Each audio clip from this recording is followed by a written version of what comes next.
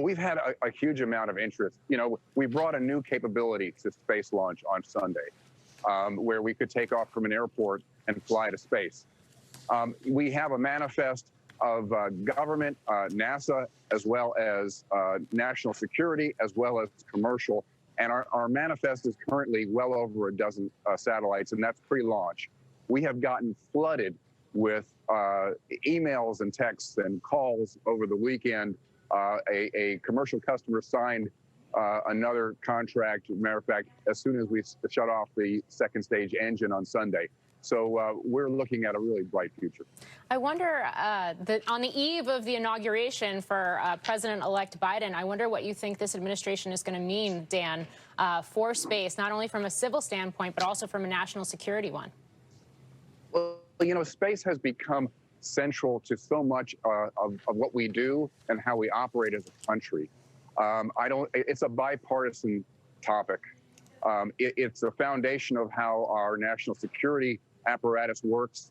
It's core in our understanding of our planet, earth science, heliophysics, interplanetary, and there's an enormous economy that's starting to grow. We're at about $400 billion globally today. It's forecasted to be a couple of trillion in 20 years. That's all a non-partisan topic. So I think I'm really excited about the new administration and how we can partner and make space work in every single sector, as well as with our allies. Yeah. And Sir Richard, I wonder how this now positions Virgin Orbit. I mean, its sister company, Virgin Galactic, you took public through a SPAC about a little less than a year and a half ago now, certainly has gotten a lot of investor attention. I wonder how this positions Virgin Orbit now. Would you consider taking it public, given the fact that you just reached this milestone? Well, look, obviously, I think it positions Virgin Orbit really well. We're the only company in the world that is offering an air launch system. So, you know, we can put satellites up, or we will be able to put up satellites up once we've really ramped up the factories and manufacturing a lot of rockets and satellites within 24 hours. And we can do it from anywhere in the world to any orbit. Up to now, we funded everything ourselves with the help of our relatively small partner, Arbor, who've been a tremendous partner. So I think we're now in a stage where we want to ramp things up. We will raise some outside finance to take it to the next stage now that we've proven the concept.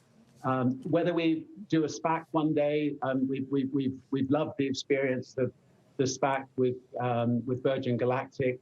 There's a lot of people out there who've invested in it, and that's been a fantastic success in its own right. So that's a possibility, and it's definitely on the table as a possibility going forward. Interesting. I do wonder, Richard, just speaking of Virgin Galactic, I mean, we've seen an incredible run in that stock, and I wonder how you yourself see it, whether the share price has gotten ahead of itself, or whether you see this as a sign of pent-up demand from investors that are now buying into the spacefaring future. Look, I've been well programmed before I go on programs like this, because we're a public company. not to get drawn on questions like that, but I think that people know what Virgin Galactic is. They know what the track record is, and they're making their own judgments, and whether the stock is correctly priced or not is something which I just can't get drawn on questions like that. Fair enough. I do want to shift gears. I mean, we've seen the impact of COVID on the space industry over the past year, but in general, relative to some other industries, it has held up a bit better, if not for timelines shifting a bit. Richard, I realize that COVID is a very personal thing for you. My condolences go out to you, my prayers to you and your family, given the fact that I know you lost your mother just recently to that disease.